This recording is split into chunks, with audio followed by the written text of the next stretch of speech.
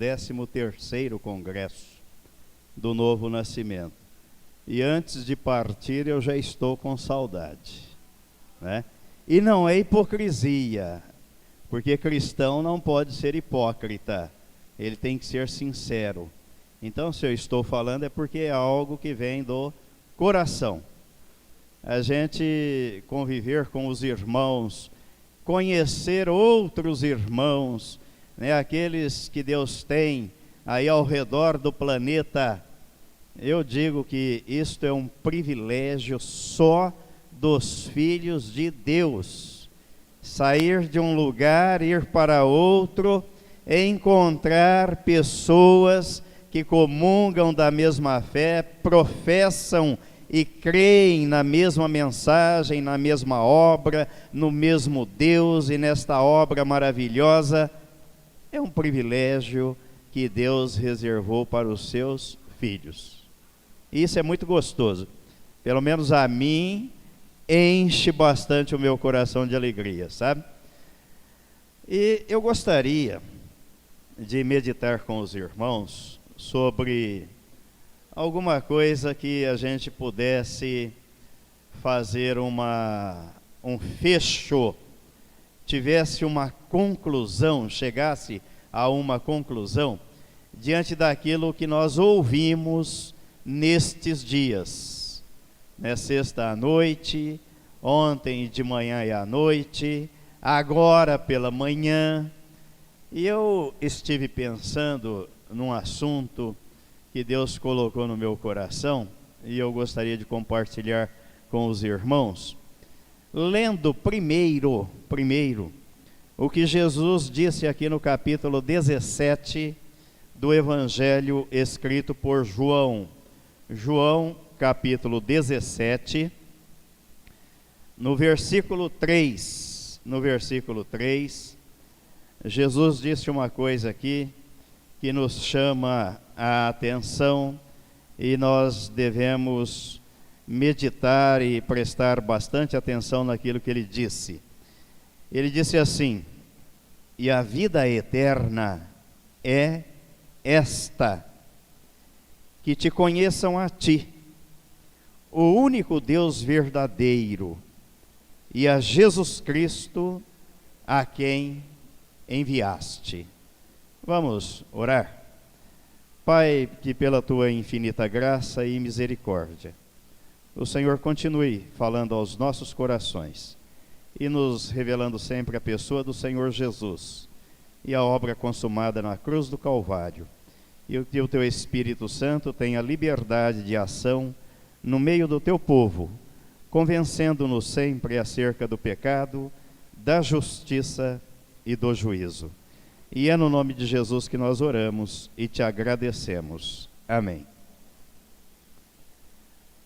Jesus está falando aqui de relacionamento. E ele está dizendo que a vida eterna começa a partir do momento que nós nascemos de novo. Nasceu, se relaciona com Deus. Se não nasceu, está morto, não tem relacionamento com Deus. E neste relacionamento é que ele diz que nós vamos conhecendo esse Deus verdadeiro e conhecendo a Jesus, a quem Deus enviou. E não é sem razão que o apóstolo Pedro, depois escrevendo, ele diz que nós devemos crescer na graça e no conhecimento do nosso Senhor e Salvador, Jesus Cristo. Dentro disso, eu quero falar sobre compromisso. Compromisso. Eu nasci de Deus, gerado pela palavra de Deus. Deus me colocou no reino dele através do Filho dele, para que eu me relacione com ele, e este relacionamento não pode ser de qualquer jeito, de qualquer forma, ou ao meu modo, do meu jeito, não. Como em todo relacionamento, se exige, no mínimo, que um tenha compromisso com o outro. Assim é na vida conjugal, assim é na vida de trabalho, nas relações fraternas, e com Deus não pode ser diferente. Mas o texto base da nossa meditação não é esse.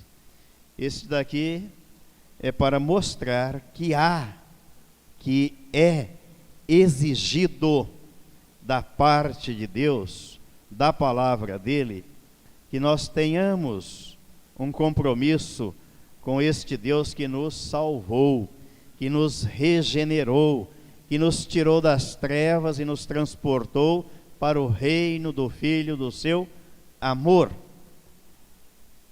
E qual é o compromisso que nós temos com Ele, com o reino dele?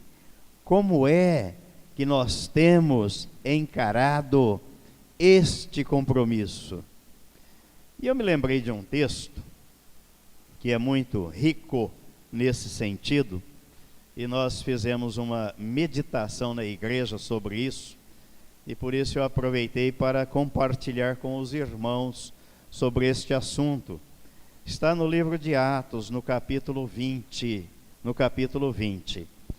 Nós vamos ver aqui a consciência que o apóstolo Paulo teve e os ensinamentos que ele nos deixou sobre esta questão de assumirmos compromisso com Deus, com o reino de Deus. Eu vou ler a partir do versículo 17. Atos capítulo 20. De Mileto mandou a Éfeso chamar os presbíteros da igreja.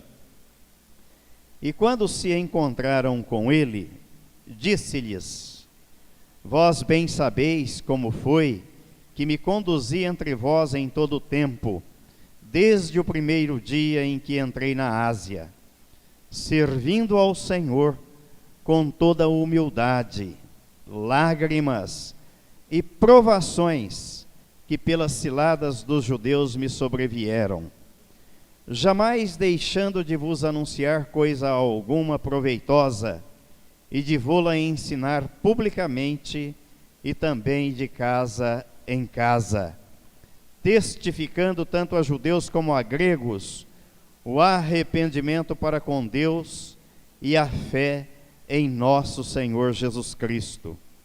E agora, constrangido em meu espírito, vou para Jerusalém, não sabendo o que ali me acontecerá, senão que o Espírito Santo, de cidade em cidade, me assegura que me esperam cadeias e tribulações. Porém, em nada considero a vida preciosa para mim mesmo, contanto que complete a minha carreira e o ministério que recebi do Senhor Jesus para testemunhar o evangelho da graça de Deus. Agora, eu sei que todos vós, em cujo meio passei pregando o reino, não vereis mais o meu rosto. Portanto, eu vos protesto no dia de hoje, que estou limpo do sangue de todos, porque jamais deixei de anunciar todo o desígnio de Deus. Atendei por vós e por todo o rebanho, sobre o qual o Espírito Santo vos constituiu bispos, para pastoreardes a igreja de Deus, a qual ele comprou com o seu próprio sangue. E eu sei que, depois da minha partida, entre vós penetrarão lobos vorazes, que não pouparão o rebanho, e que dentre vós mesmos se levantarão homens, falando coisas pervertidas, para arrastar os discípulos atrás deles. Portanto, vigiai, lembrando-vos de que por 3 anos, noite e dia, não cessei de admoestar com lágrimas a cada um. Agora, pois, encomendo-vos ao Senhor e à palavra da sua graça, que tem poder para vos edificar e dar herança entre todos os que são santificados. De ninguém cobicei prata, nem ouro, nem vestes. Vós mesmos sabeis que estas mãos serviram para o que me era necessário, a mim e aos que estavam comigo. Tenho-vos mostrado em tudo que, trabalhando assim, é mister socorrer os necessitados e recordar as palavras do próprio Senhor Jesus: mais bem-aventurado é dar que receber. Tendo dito estas coisas, ajoelhando-se, orou com todos eles. Então houve grande pranto entre todos, e abraçando afetuosamente a Paulo, o beijavam, entristecidos especialmente pela palavra que ele dissera, que não mais veriam o seu rosto, e acompanharam-no até ao navio. Texto simplesmente maravilhoso, maravilhoso.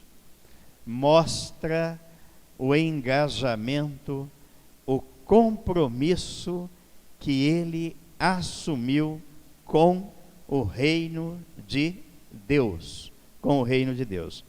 E tem algumas coisas interessantes que eu quero destacar aqui desse texto, que embora o apóstolo esteja falando aqui do seu ministério, do compromisso ministerial, mas nós devemos observar que isso aqui se aplica a todo o cristão, a todos os cristãos, não apenas àqueles que têm o ministério da palavra ou receberam o dom de pastores, né, que é um dom dado por Jesus, mas todo cristão recebe um ministério, 2 Coríntios 5,18, né?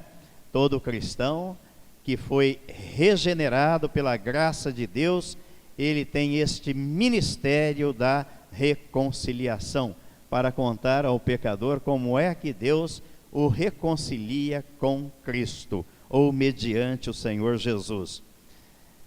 Eu gosto sempre de procurar o significado das coisas, para a gente não falar a esmo, né, ou ter uma ideia vaga do assunto.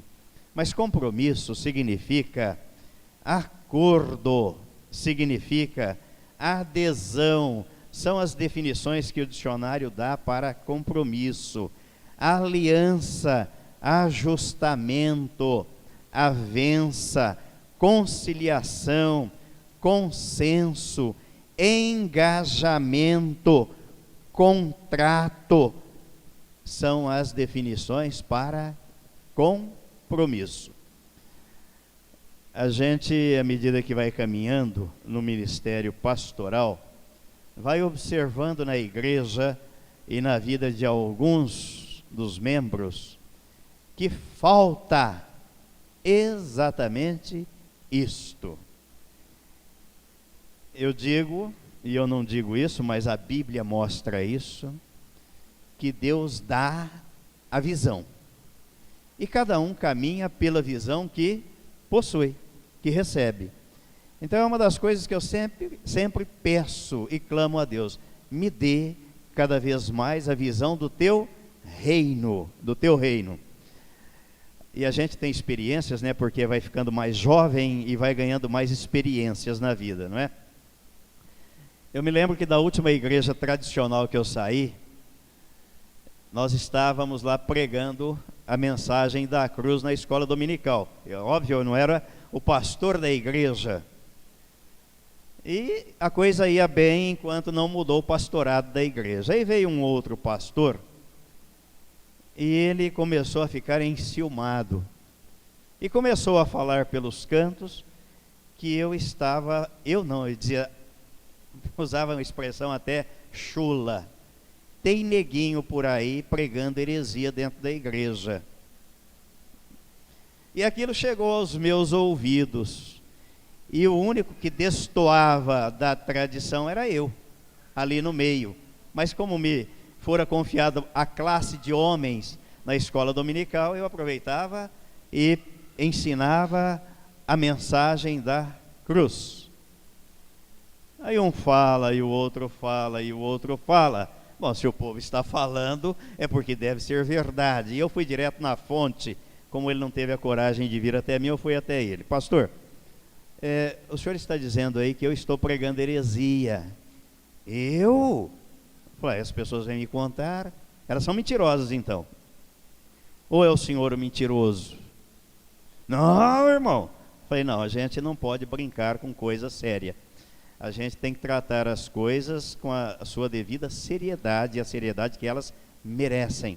Então vamos fazer o seguinte, eu vou passar para o senhor o esboço daquilo que eu tenho pregado, e o senhor vai examinar direitinho, e depois o senhor vai me apontar as heresias, e eu terei a humildade de reconhecer se realmente eu estiver errado, tá bom? Não, larga a mão disso. Eu falei, que isso, pastor?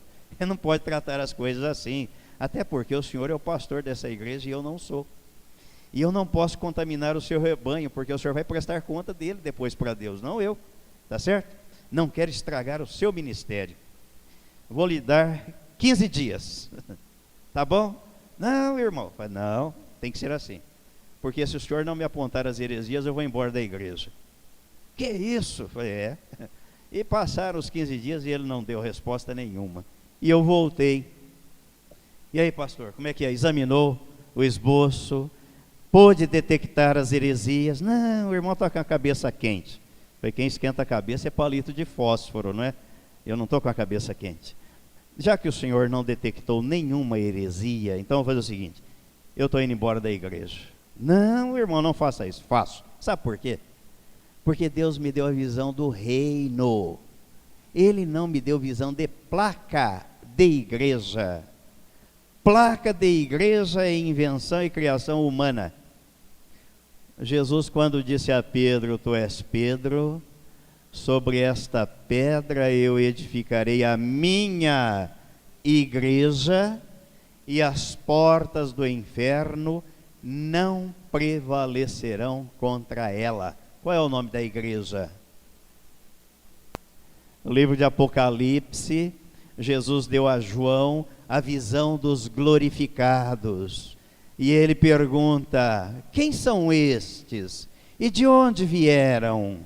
Estes são aqueles que lavaram as suas vestiduras no sangue do Cordeiro. Qual é o nome da igreja?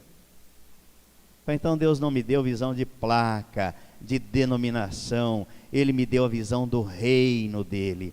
O reino dele não tem fronteiras. Não tem fronteiras. Por isso que Jesus disse, depois que ele ressuscitou, ide por todo o mundo e pregai o evangelho a toda criatura. Não delimitou, não fez acepção, não escolheu com exclusividade ninguém para receber a mensagem, mas é para todos. Então, dê logo, passar bem, porque eu tenho certeza que Deus tem uma porta aberta para que eu entre por ela, e lá eu vou anunciar esta mensagem. E assim Deus fez. E eu não sabia o que ele queria fazer, mas ele sabia, não é? Ele sabia. Eu não sabia, mas uma coisa eu sabia. Eu sempre fui um inconformado. No espírito daquilo que o apóstolo Paulo diz em Romanos 12, 1 e 2, para não nos conformarmos com este século, mas transformai-vos pela renovação da vossa mente. Aí nós vamos experimentar qual é a boa, perfeita e agradável vontade de Deus. E Deus queria me trazer onde Ele me trouxe. E tenho certeza que vai me levar muito longe, muito além daquilo que eu consigo enxergar, porque eu estou à disposição dEle. Mas aí eu olho para esse texto e vejo que o apóstolo Paulo assumiu um compromisso com o reino de Deus. E ao assumir este compromisso com o reino de Deus, nós vamos examinar aqui e vamos desdobrar este compromisso em 7 compromissos. dentro do compromisso firmado com o reino de Deus. E o primeiro compromisso que nós vemos que ele assumiu e que nós devemos assumir é com o próprio Deus. Irmãos, isso é muito sério e muito mais profundo do que nós podemos pensar. Nós vemos aqui no versículo 18, o apóstolo dizendo: e quando se encontraram com ele, isso depois de mandar chamar os oficiais da igreja, depois de 3 anos de ter estado com eles, quando se encontraram com ele, disse-lhes: vós bem sabeis como foi que me conduzi entre vós em todo o tempo, desde o primeiro dia em que entrei na Ásia, servindo ao Senhor com toda a humildade, lágrimas e provações que pelas ciladas dos judeus me sobrevieram. O primeiro compromisso que ele assumiu foi com Deus, foi com o dono da obra, foi com o Senhor da igreja, foi o primeiro compromisso.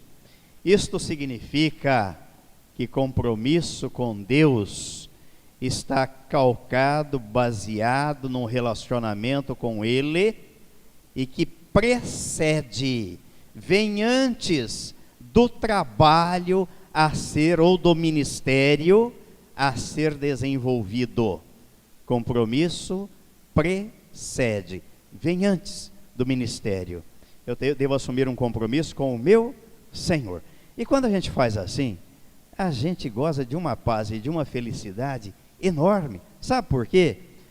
Quer queiram as pessoas aprovem, gostem ou não, lembro das palavras do apóstolo Paulo a Timóteo: Timóteo, procura apresentar-te a Deus como obreiro aprovado, que maneja bem a palavra da verdade e que não tem de que se envergonhar. A primeira aprovação que eu preciso receber, que o cristão precisa receber, é do seu Senhor. Você está aprovado por Deus? Deus está satisfeito com você? Está feliz com você? Glória a Deus! Sabe por quê? Esse é o principal e mais importante. Os outros, quer gostem ou não, e se forem de Deus e cristãos, vão gostar. Se não forem, não tem problema. Sabe por quê? No dia do juízo, diante de quem nós vamos nos apresentar? Todos compareceremos diante do trono. Todos. Diante do tribunal de Cristo. Todos. É óbvio que o cristão não será julgado, mas ele terá que prestar contas. Ele terá que prestar contas do ministério que ele recebeu. E a sua aprovação ou reprovação não vem das pessoas, mas vem do Senhor. Vem do Senhor. Então é compromisso com Deus. É o primeiro compromisso. E às vezes, por falta desta visão, ou desconhecendo este assunto importante, muitos falham e fraquejam nesta caminhada cristã. Eu tenho um compromisso com o meu Senhor. Eu não vou à igreja por causa do Pedro, da Maria, do Joaquim ou do José. Eu não vou à igreja para olhar e ficar reparando como é que os irmãos estão. Eu vou à igreja porque eu tenho um compromisso com o meu Senhor. Cristo é a cabeça da igreja, eu sou membro deste corpo e eu não posso ficar em casa. Isolado, eu tenho que estar no meio. No meio. Eu faço parte do corpo. Esta consciência, compromisso com Deus. Não vou à igreja não, os irmãos lá fazem, eles tocam lá.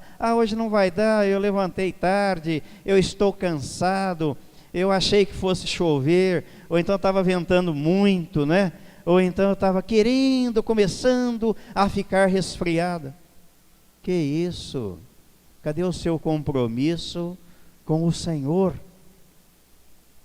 E dentro desta linha, quem assume compromisso com o Senhor, quem serve ao Senhor, não busca projeção pessoal, não está preocupado consigo, não anda atrás de aplausos, de condecorações, não busca elogios, não se anima e nem se desanima diante das críticas.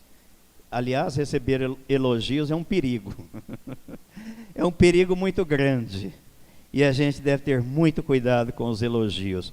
Por isso que quando alguém vem elogiar, opa, a glória ao Senhor.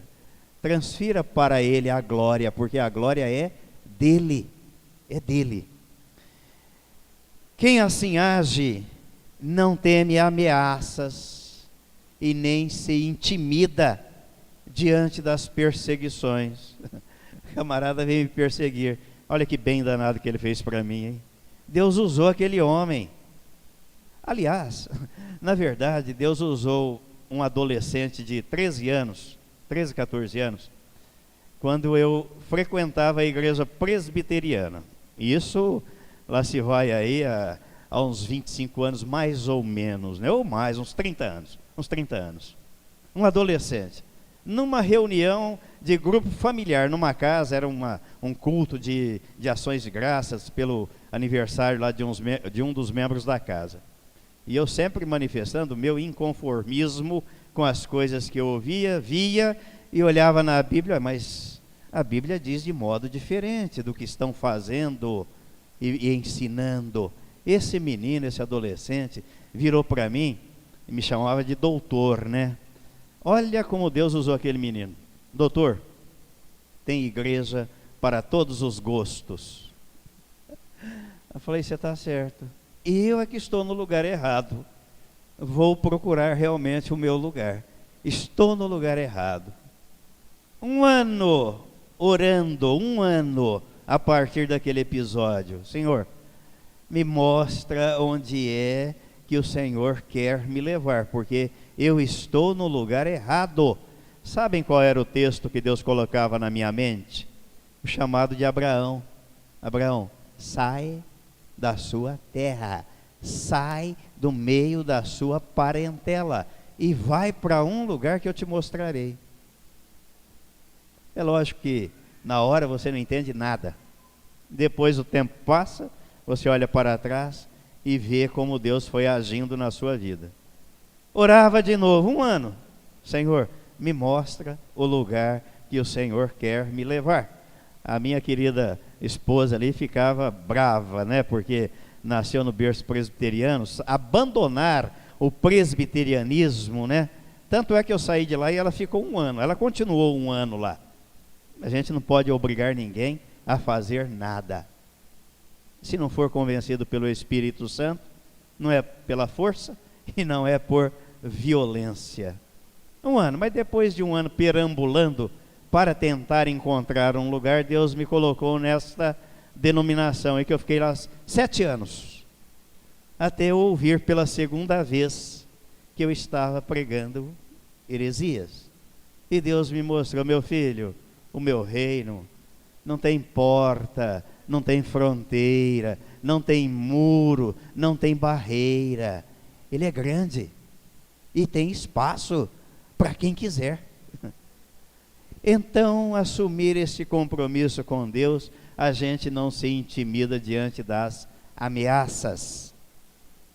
Quem teme a Deus, quem serve a Deus, não teme aos homens o que eles vão pensar e dizer, não teme o mundo e não teme nem o diabo, porque o diabo já está derrotado. A sentença dele já foi lavrada. Ele só está aguardando o período para ser lançado na prisão. O apóstolo diz aqui que ele servia a Deus com toda humildade, no versículo 19. E não apenas com humildade, com lágrimas e provações. Tiago diz que bendito é aquele, bem-aventurado ou feliz é aquele que é provado. Porque depois de provado, depois que a fé é provada, ele é aprovado por Deus. Então precisa passar pelas provações.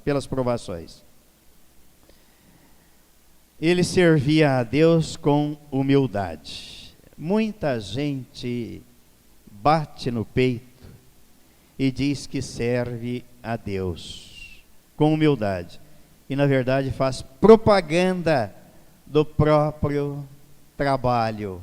E outros ainda dizem que servem a Deus, mas gostam dos holofotes da mídia para aparecer. E quem é que João Batista diz que deve aparecer? Cristo. Convém que ele cresça e eu diminua. É ele quem tem que estar à frente e aparecer, não eu. Quem serve a Deus não busca a glória para si. Não busca a glória para si. Estar engajado neste projeto, compromissado com Deus, sem humildade, é construir um monumento para si. É levantar uma outra modalidade da Torre de Babel. Só há e só haverá confusão. Quem serve a Deus com humildade e integridade desperta animosidade e muita hostilidade no arraial do inimigo. Vocês já observem uma coisa: os testemunhos que a gente vê no nosso meio, e glória a Deus por isso, são sempre assim.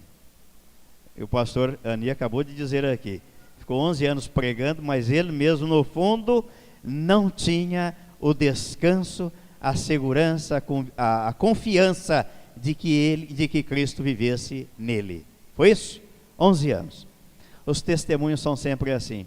Vocês já observaram o tanto de igrejas que se abrem? Já observaram?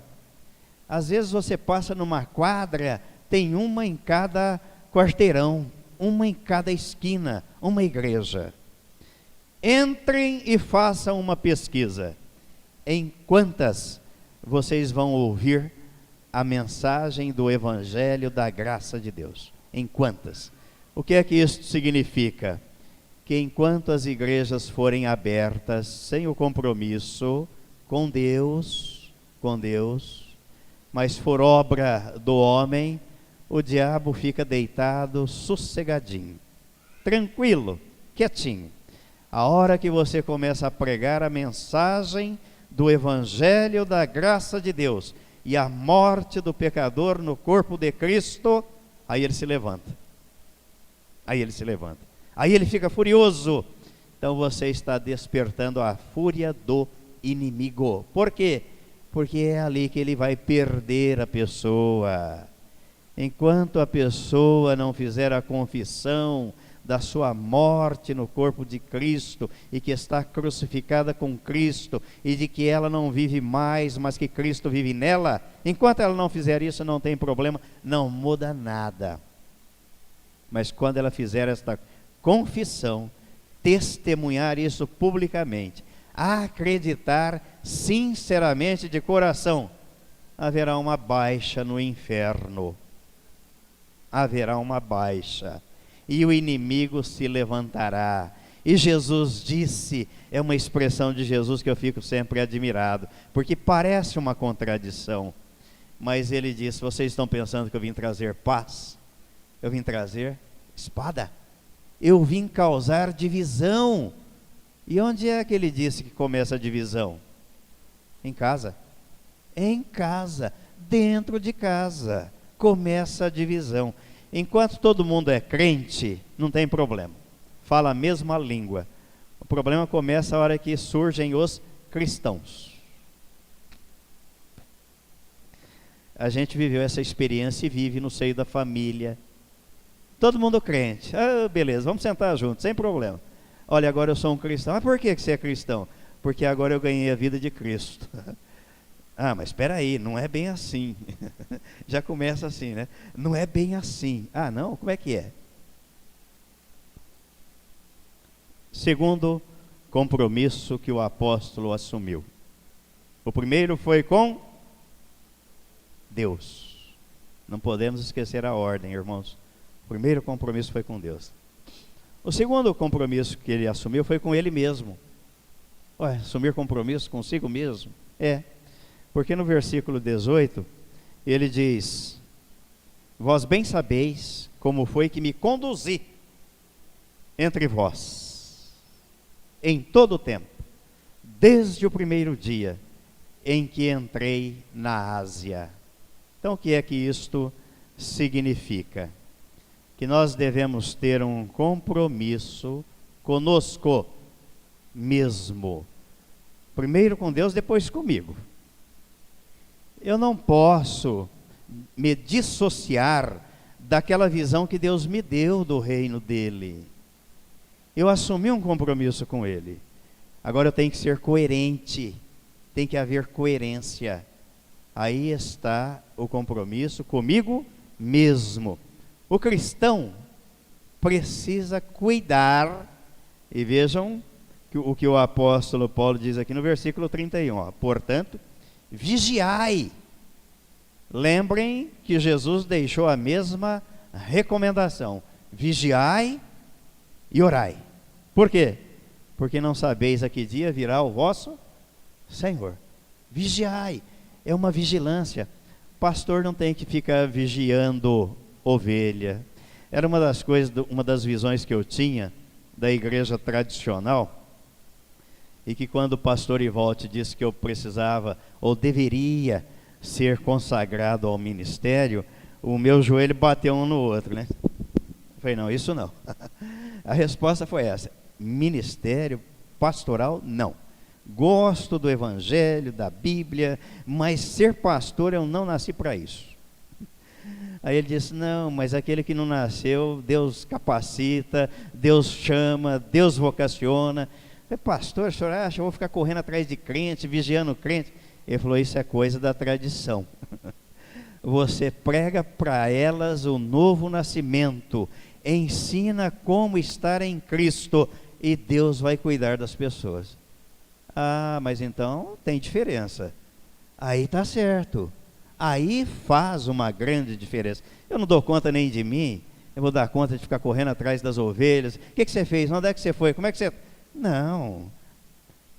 Eu vou ensinar que ela deve ter um compromisso com Deus. Um compromisso com ela mesma. Aí eu não preciso cuidar da vida dela. Cuidar da minha já é muito. O pastor tem que zelar pelo rebanho. Pastorear o rebanho. Mas não ficar batendo na porta do... Irmão, por que você não foi à igreja ontem? O que aconteceu com você? Ué, pastor, primeiro, não vou falar o que eu penso não, né? Porque cada um tem que cuidar da sua vida e prestar contas a Deus, não é? A Deus. Então, o segundo compromisso que ele assumiu foi consigo mesmo. A posição do cristão não é uma apólice de seguros, não é. Por isso eles devem estar sempre vigilantes. Eu vou prestar contas ao meu Senhor. Tenho um compromisso com Ele, tenho um compromisso comigo. Em terceiro lugar, o apóstolo assumiu um compromisso com a palavra de Deus. Compromisso com Deus. Compromisso comigo, porque eu tenho que ser coerente à visão que Ele me deu. Agora eu assumo um compromisso com a palavra dEle. Versículo 20 até o 27, nós estamos aí no capítulo 20 de Atos, tá? Versículo 20 ao versículo 27. Jamais deixando de vos anunciar coisa alguma proveitosa, e de vô-la ensinar publicamente e também de casa em casa, testificando tanto a judeus como a gregos o arrependimento para com Deus e a fé em nosso Senhor Jesus Cristo. Depois, no versículo 27, ele vai dizer: porque jamais deixei de vos anunciar todo o desígnio de Deus. Então, ele não deixou de anunciar aquilo que era proveitoso, e o versículo 20 diz que ele fazia isso publicamente e de casa em casa. E o 27, ele diz que não deixou de anunciar todo o desígnio ou propósito de Deus.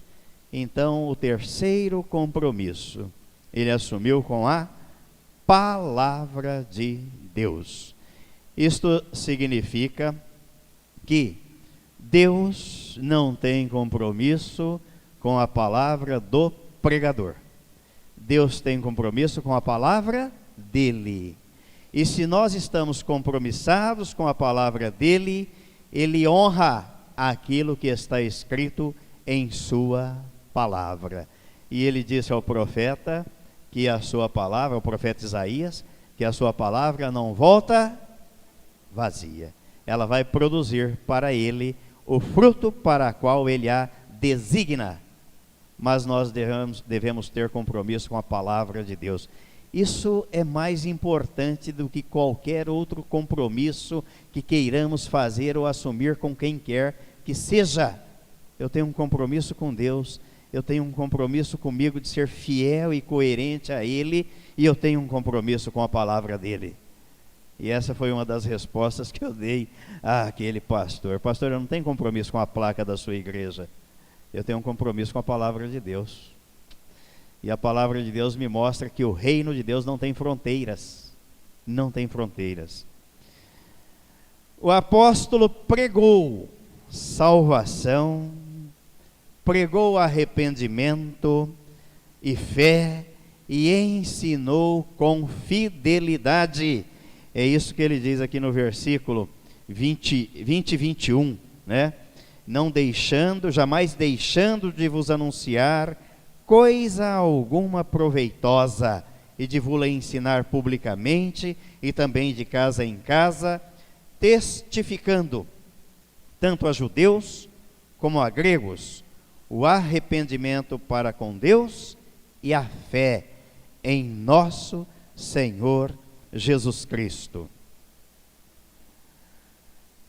O líder, principalmente o líder cristão, aquele que Deus confiou o rebanho para que ele cuide do rebanho, ele deve ser um discipulador e um disciplinador. As coisas na vida têm ordem. Eu fico às vezes impressionado ao ver, são detalhes, mas que no dia a dia isso vai tomando conta da vida das pessoas, da igreja, e que às vezes a coisa descamba para um lado que não é bom. A questão da disciplina e a questão da ordem. Eu estava falando ali para a irmã Adriana, né, e para Diná, não sei se elas ficaram meio assustadas com as minhas colocações. Falei que eu sou um pouco linha dura, mas é linha dura nesse sentido, porque o apóstolo Paulo disse à igreja de Corinto que nós devemos fazer tudo com ordem e decência. Prestem atenção num detalhe, que pode parecer pequeno, mas é muito significativo. As pessoas que trabalham, e acredito que todos trabalhamos, a gente tem hora para chegar ao trabalho, ou não tem? Ninguém chega ao trabalho a hora que quer, chega? Chega no horário? Não, chega antes do horário. Porque no horário você deve estar lá, pronto para começar o trabalho, não é assim? Às vezes está chovendo, você vai, está frio, você vai, às vezes está um pouco adoentado, mas você vai, não é assim? E na igreja, a gente mantém a mesma disciplina, o mesmo critério? Quer dizer que nós levamos mais a sério o patrão do que o nosso Senhor.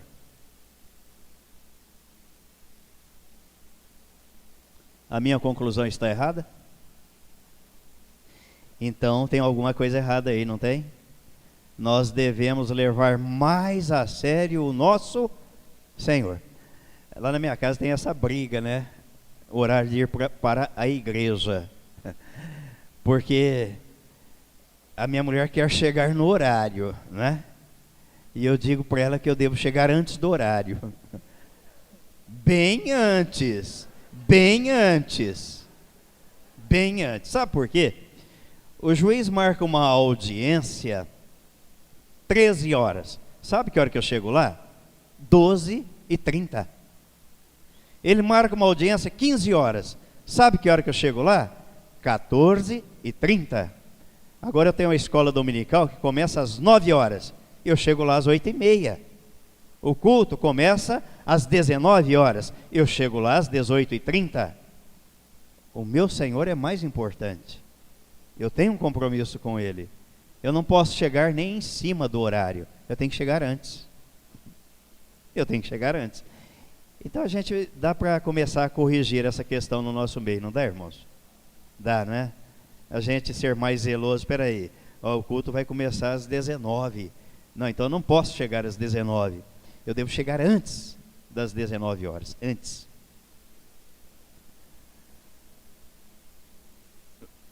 Quarto compromisso que o apóstolo Paulo assumiu. Vamos recordar os três? Com Deus, comigo mesmo, com a palavra. Agora ele assumiu um compromisso em quarto lugar com o ministério. Com o ministério. O versículo 24. Porém, em nada considero a vida preciosa para mim mesmo, contanto que complete a minha carreira e o ministério que recebi do Senhor Jesus, para testemunhar o evangelho da graça de Deus. Muitos de vocês aqui conhecem o pastor Ivaldi, não é? Muitos conhecem. E eu acho fantástico, às vezes, que ele tece algum comentário, e já teceu muitos, sobre algum irmão que de repente chegava para ele e dizia assim: pastor, mas o senhor só vai falar desse assunto aqui na igreja? Aí ele respondia assim: tem muita igreja por aí tratando de tudo quanto é assunto. Se você quiser ir lá, você fica à vontade. Aqui eu vou tratar deste assunto. Ou então, alguém que chegava para ele: pastor, eu estou cansado de ouvir o jeito que o senhor fala. Irmão, a porta que você entrou é aquela ali. Você pode sair e eu vou continuar falando do mesmo jeito aqui. A princípio parece ser grosseria ou falta de educação. Mas tem hora que as pessoas precisam ouvir a verdade. Tem hora que elas precisam levar um choque, não é? O paciente, quando está lá, às vezes o coração está parando, o médico tem que dar um choque nele para ele voltar a reagir e a bater. Então tem que levar um choque, sabe? Compromisso com o ministério. E ele está dizendo exatamente isso aqui. A vida para mim, eu não considero mais a vida preciosa.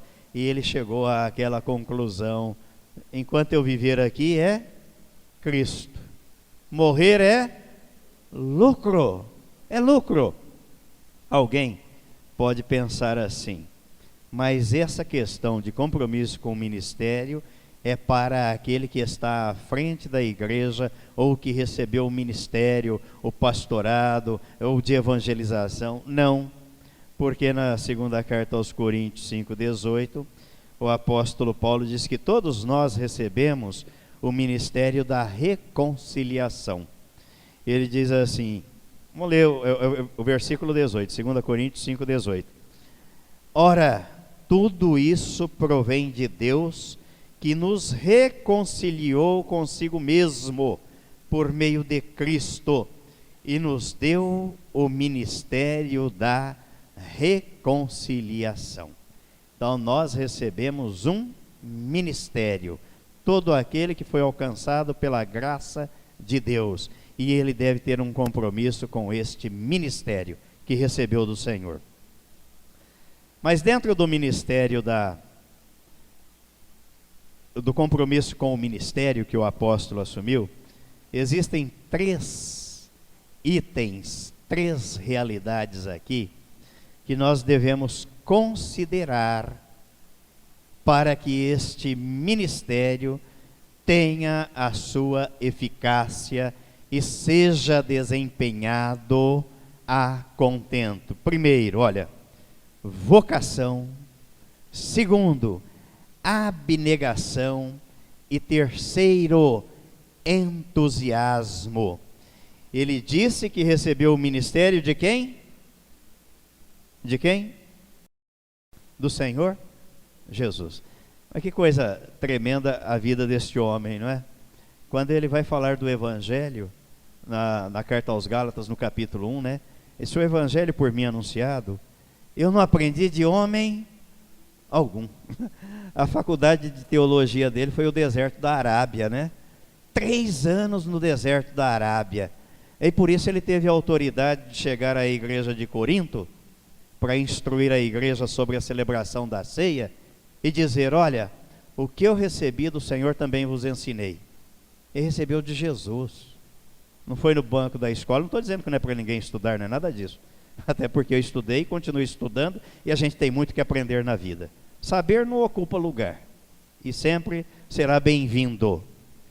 Mas é que ele recebeu diretamente do Senhor Jesus. E o ministério que ele recebeu aqui, ele recebeu do Senhor Jesus.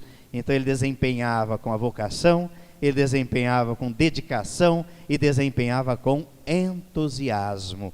Já pensaram um vendedor bater na porta da sua casa para te oferecer um produto, e ele mesmo não acreditar no produto que ele está vendendo? Como é que ele vai te convencer a comprar o produto dele? O Evangelho, ao ser anunciado, ao ser pregado, ele deve ser pregado com estas características aqui, do pregador, vocacionado, chamado. Tenho a convicção de que Deus me colocou no corpo de Cristo, não duvido. Tenho a experiência, então eu vou anunciar, vou me dedicar em anunciar e não vou perder as oportunidades. Chegando lá, sabe, olha, Deus realizou uma obra, né? E eu penso que esta obra, ela vai resolver o seu problema espiritual. A pessoa olha e fala: peraí, pode parar, não me interessa, não quero saber.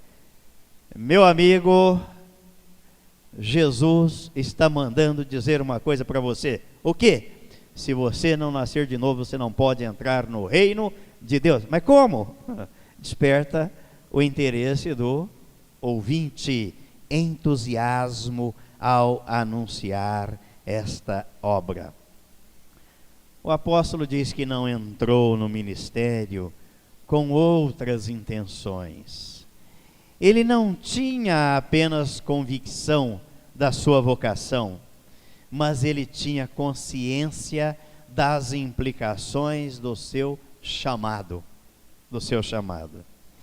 E era necessário, imperativo, que ele exercesse com dedicação. Aliás, a Bíblia diz que maldito é aquele que faz a obra do Senhor relaxadamente. Maldito, não é bendito. Ele diz que não considerava a vida preciosa para si mesmo. Qual é o valor, qual é o sentido desta vida aqui, fora de Cristo? São coisas simples, mas que a gente tem que pensar. Ainda ontem a gente conversava isso ali. Uma pessoa fora de Cristo, a Bíblia diz que ela nasce morta espiritualmente. Jesus disse que ela não sabe para onde vai, porque ela não tem a luz da vida, que é Cristo. Caminha aí, zigue-zagueando neste mundo. Ela morre. Jesus contou a parábola lá, do Lázaro e aquele homem rico. Morreu fora de Cristo, vai para o inferno. E vai ficar atormentado lá. Depois do juízo, o inferno estava ruim? Estava. Ela vai para o lago de fogo. Esta é a vida de uma pessoa fora de Cristo. E a vida da pessoa em Cristo? Nasceu de novo, passou a se relacionar com Deus. O Espírito Santo vai guiar essa pessoa, esta nova criatura. Morreu aqui para esta vida em Cristo, segundo o que Jesus disse daquele ladrão na cruz e daquele homem Lázaro, paraíso, lugar de delícia, de descanso. Vai ficar lá? Não, quando Jesus vier para buscar a sua igreja, ele virá junto. E depois? Eternidade com Deus. É assim. Então o apóstolo, ele tinha consciência das implicações deste chamado e se dedicava e via que a vida, esta vida aqui, não tinha sentido se não fosse Cristo vivendo nele. E a vida para nós não tem sentido se Cristo não viver em nós e se não for a nossa vida. Não há esperança. Esperança do quê? Em quinto lugar, vamos recapitular então, para não esquecer, para ficar bem gravado. Primeiro compromisso com Deus. Segundo, o terceiro, o quarto, com o ministério. O quinto, ele assumiu um compromisso com a igreja. Em quinto lugar, hein? Se não tiver compromisso com Deus, se não for coerente, não tiver compromisso consigo, se não tiver um compromisso com a palavra, se não tiver um compromisso com o ministério, não haverá compromisso com a igreja. Irmãos, marquem e gravem esta ordem. Quando as coisas não estiverem funcionando a contento, vamos examinar onde é que está a falha, onde é que está o problema. E nessa matéria de compromisso, a gente vai lembrando e é bom ir passando para os irmãos. Compromisso com Deus, com a palavra, comigo, com a palavra, com o ministério e com a igreja, significa o seguinte: está acima de todo e qualquer compromisso. Estou saindo para ir à igreja, hoje é dia de culto, é dia de reunião de oração, é dia de escola dominical, e bateu alguém na minha porta: você me dá licença, mas eu estou indo para a igreja, quer ir comigo? Não, então me aguarde que eu voltarei. Mas agora eu tenho um compromisso com o Senhor e com a igreja dele, que é Cristo. E você não pode me impedir. Lembra aquela musiquinha que a gente ensina para as crianças, né? É caminhando vou para Canaã. Se você não quer, não impeça a mim, eu vou. Eu tenho compromisso. E compromisso é coisa séria. É aliança, é acordo, é engajamento. Os versículos 28 a 32, ele retrata este compromisso com a igreja. Atendei por vós e por todo o rebanho sobre o qual o Espírito Santo vos constituiu bispos, para pastoreardes a igreja de Deus, a qual ele comprou com o seu próprio sangue. Eu sei que depois da minha partida, entre vós penetrarão lobos vorazes, que não pouparão o rebanho. E é interessante que ele diz aqui que os lobos vêm de fora, mas às vezes tem alguns dentro. Olha o versículo 30. E que dentre vós mesmos se levantarão homens falando coisas pervertidas, para arrastar os discípulos atrás deles. Então a gente deve ter um compromisso com a igreja de Deus, que é o corpo de Cristo. Quando a gente tiver consciência disso, eu tenho certeza que a vida da igreja melhorará em muito. Uma pergunta que eu sempre faço e chamo as pessoas à reflexão: se todos na igreja fossem como eu, se todos agissem na igreja, tivessem o comportamento que eu tenho, a igreja seria o que é? Poderia ser melhor ou seria pior? Eu tenho que me examinar. Examine-se o homem, assim mesmo, não é para ninguém me examinar ou me vigiar. Vigiai. É você. Você tem que estar sempre vigilante. Eu tenho um compromisso com a igreja. Ele se gastou no evangelho para cuidar da igreja de Deus. Cuidar do rebanho. Aqui tem algumas lições que são preciosas para nós pastores. Cuidar do rebanho e não apenas das ovelhas dóceis. Há ovelhas dóceis e ovelhas indóceis. Prestem atenção, porque vale para o pastor e para a ovelha também, hein? Aliás, eu falei para uma irmã ali que a gente estava chegando, que o pastor não gera ovelha. O pastor cuida do rebanho. Quem gera a ovelha é a ovelha. E parece que as ovelhas não se dão conta disso. Existem algumas coisas na vida que a gente às vezes fica sem entender. Todo empreendimento, todo negócio, toda organização, toda entidade, todo grupo nasce com um propósito. A igreja de Deus também tem um propósito e uma finalidade. Não é ficar estagnada, mas é passar o evangelho de fé em fé. E cadê aquele outro que eu fui avisar, anunciar e convidá-lo para ouvir o evangelho de Deus? Cadê aquela pessoa? Se nós começamos o ano em 10 pessoas e cada um tivesse a visão de evangelizar uma, no final do ano seríamos quantos? 20. Isso vai dando uma progressão geométrica. No ano seguinte, começamos com 20. E cada um encampou a visão de evangelizar mais um. Seríamos quantos? Olha só, é uma geometria. 20, 40, 80, 160. Seria uma maravilha, não seria? Mas há ovelhas dóceis e ovelhas indóceis. As ovelhas que obedecem ao comando do pastor, há ovelhas que obedecem ao comando do pastor e ovelhas que se rebelam e fogem do cajado e da submissão do pastor. O pastor é o responsável. Deus vai cobrar dele, mas ele tem que cobrar do rebanho. Ele tem que zelar pelo rebanho. Não é pedir satisfação, explicação da vida de ninguém. É ensinar, é disciplinar, é discipular o rebanho. Há ovelhas que dão coice. E há aquelas que querem ser carregadas no braço do pastor. E nós pastores sabemos bem o que é isso, né? Quando uma ovelha dá coice. Irmão, sabe, olha, eu estive notando, observando, tal. O irmão acha que o senhor está errado. Então me perdoe, né? Me desculpe, em nome de Jesus, a intenção não era essa, sabe? E leva um coice. Mas o amor de Deus é muito grande.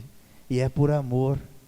E é para a glória do Pai. Então a gente continua olhando para o autor e o consumador da fé. Há um grande perigo de o pastor cuidar apenas das ovelhas dóceis. Então ele tem que cuidar de todas, e até da centésima que se desgarrou, deixa as 99 no aprisco e vai buscar a centésima ovelha desgarrada. Na igreja de Deus não existem donos e nem chefes. Todos nós somos nivelados no mesmo patamar. Jesus disse que veio para servir e não ser servido. Este princípio se aplica à igreja e ao servidor público. Eu sempre gosto de lembrar isso, né? Servir e não ser servido. Eu não posso me servir do rebanho que Deus me confiou. Eu devo servir ao rebanho que Deus me confiou. O pastor deve ser o guardião e o protetor do rebanho, assim como Davi declarava guerra aos ursos e aos leões, protegendo o rebanho. E é o que o apóstolo Paulo diz aqui, não é? Que no versículo 30, né? E mesmo dentre vós se levantarão homens, falando coisas pervertidas, para arrastar os discípulos atrás de si. Sexto compromisso. Vamos ver se a gente recorda dos outros 5. Primeiro, compromisso com Deus. Segundo, comigo mesmo. Terceiro, quarto, quinto, com a igreja. Sexto compromisso. Isso aqui também é fundamental. Na vida do tesoureiro, na vida do cristão e na vida do pastor ou do líder, compromisso com a honestidade financeira da igreja. Dinheiro da igreja é dinheiro sagrado e consagrado, porque é dinheiro que veio dos dízimos e ofertas. Pertencem ao Senhor. Então nós não somos o dono. E não podemos gastá-lo do jeito que nós quisermos. Essa é uma briga que eu tenho também no meio da nossa comunidade, sabe? Agora é bem verdade que já está mais equilibrado o jogo lá. Mas no começo era muito difícil. Vamos fazer, a igreja dá o dinheiro para... Não, a igreja não, você vai contribuir. O apóstolo Paulo está dizendo aqui, a coisa mais bem-aventurada é dar do que receber. Nós não podemos entrar para a igreja com aquela visão. O que é que a igreja vai me dar? Não, no que é que eu posso contribuir e colaborar? No que? Compromisso com a honestidade financeira. O apóstolo não era amante do dinheiro. Tem gente que é amante do dinheiro. O cristão não pode ser possuído pelo dinheiro. O dinheiro não pode ser o seu patrão. Aqueles que se curvam diante do Deus Mamon jamais se levantarão de forma íntegra na presença dos homens. Jamais.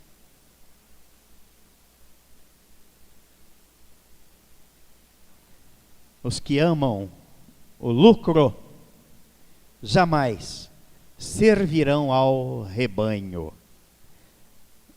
Existem alguns que não se contentam em se alimentar do leite ou da lã das ovelhas.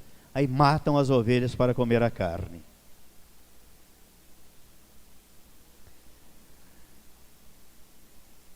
O líder espiritual é aquele que trabalha e serve a Deus, não por objetivo de lucro ou ganância, mas com dedicação e às vezes até com sacrifício pessoal.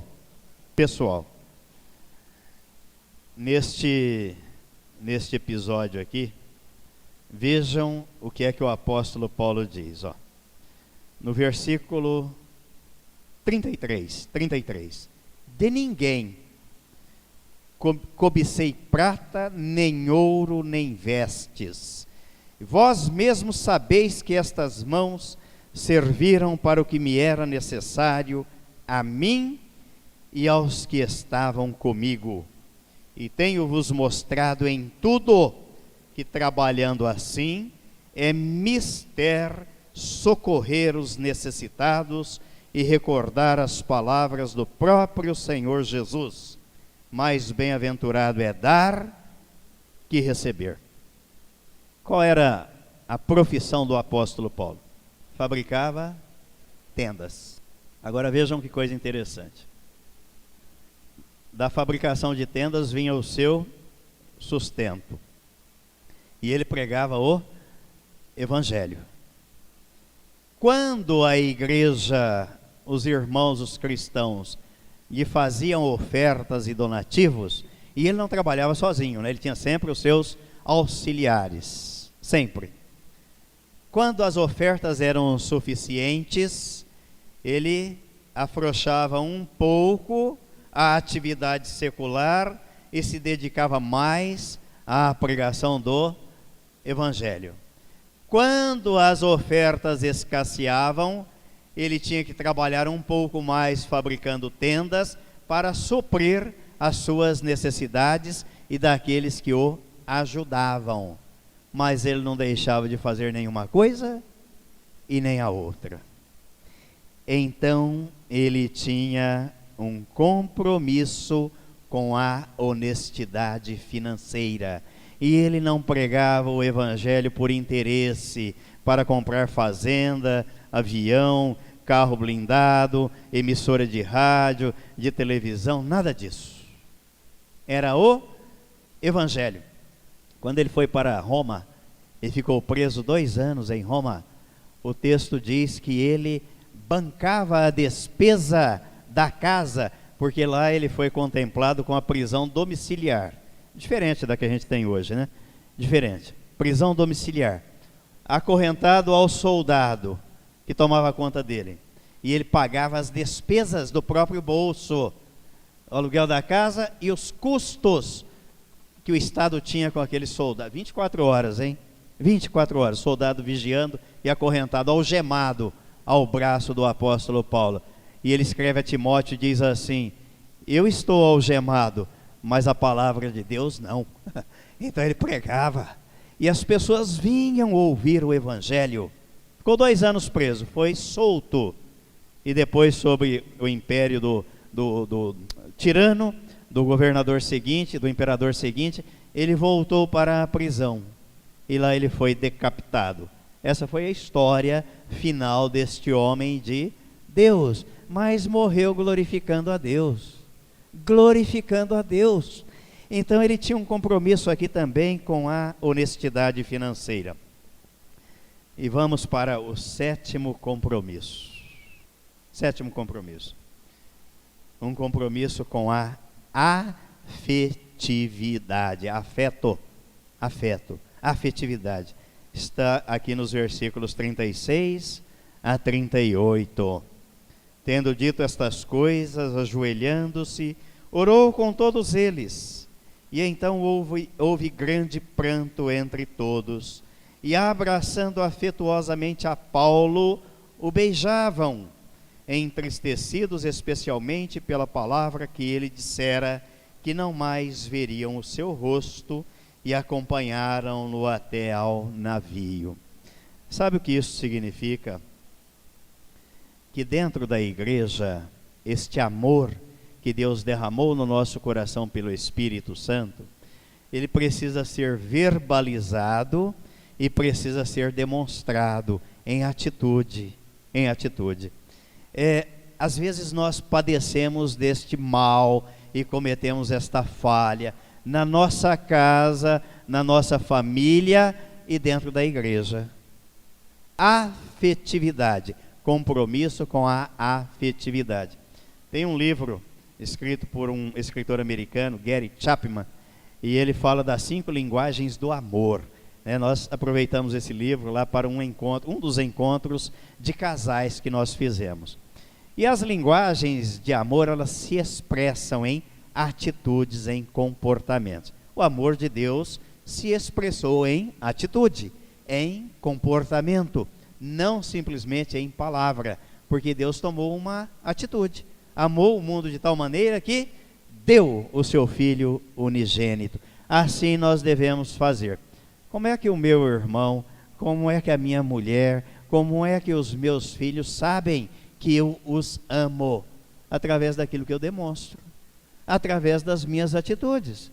Um abraço, um beijo, uma palavra de conforto, de carinho, de consolo, junto, caminhando ali. Aí eles saberão. Aliás, Jesus disse que se nós não fizermos assim, o mundo não vai nos reconhecer como discípulos dele. Só quando nós demonstramos este amor. E a igreja nascente vivia assim. E aquilo contagiava as pessoas. E Deus ia acrescentando os que iam sendo salvos dia a dia.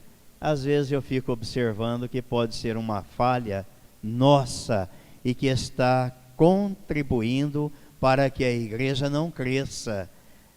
Como é que nós apresentamos a mensagem da cruz? O novo nascimento. Como é que nós cantamos aquele cântico, que alegria é? Como é que nós cantamos? Com a cara amarrada, sisudo, ou expressando a alegria? Vejam que coisa interessante, olha. Os presbíteros de Éfeso, mandou chamar os oficiais, se abraçaram, beijaram-se e choraram em lugar público. Estavam aqui na praia, choraram publicamente. O apóstolo havia passado 3 anos com eles, 3 anos.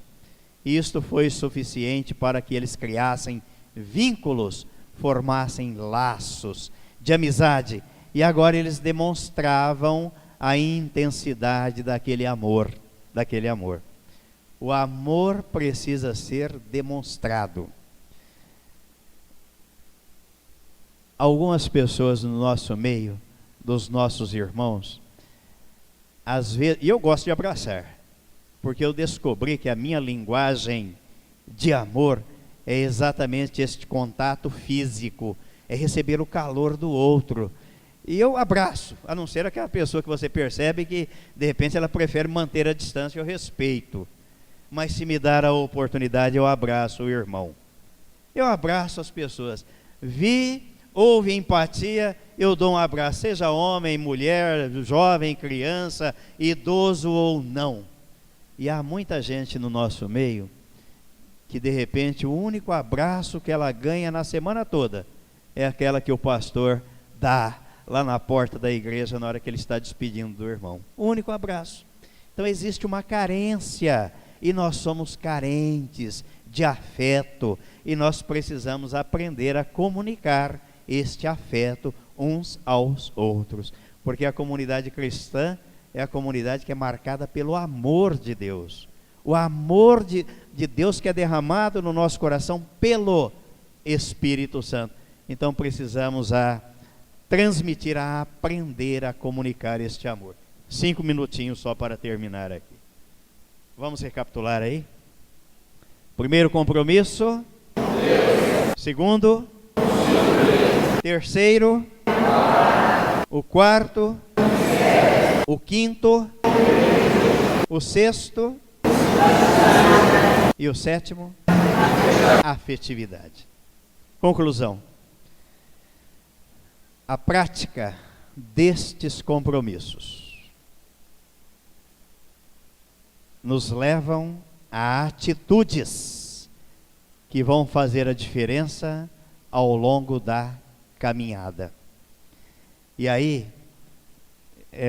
isso aqui é muito profundo, mas os irmãos leiam depois a segunda carta que o apóstolo Paulo escreveu a Timóteo, a segunda carta, e vocês vão ver que ele vai dizer tudo isso aqui a Timóteo. A vida não é simplesmente viver, porque tem gente que vive de qualquer jeito, não é verdade? Tem tipo de vida que eu olho, fala, não, eu não queria isso para a minha vida, eu prefiro a morte. Isso não é vida, ou não é verdade? A vida é viver bem, e Cristo vivendo em mim, eu vivo bem. A morte, de outro lado, não é simplesmente morrer, mas é morrer bem. E o que é que isto significa? O apóstolo Paulo olhou para o passado com gratidão. Então ele escreveu a Timóteo e disse assim: Timóteo, eu combati o bom combate, completei a carreira e guardei a fé. E ele sabia que a sua hora havia chegado. Isso na segunda prisão. Na primeira ele foi solto. Depois a segunda prisão em Roma, foi quando ele escreveu a segunda carta a Timóteo. E pressentia que a sua hora havia chegado. Então ele disse assim: eu não vivi mal, eu vivi bem porque Cristo viveu em mim. E eu vivi fazendo a vontade do meu Senhor, porque eu tive um compromisso com Ele. E coloquei esse compromisso em prática ao longo da vida.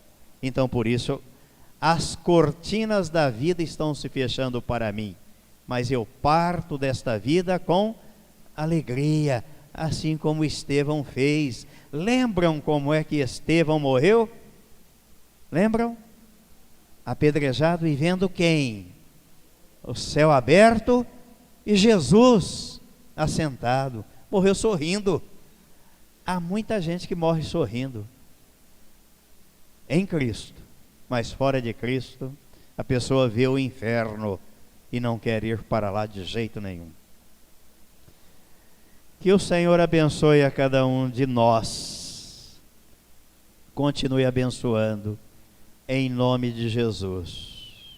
Espero voltar aqui um dia, pela graça de Deus, para rever os irmãos e outros que estarão aqui, em nome de Jesus. Amém e amém.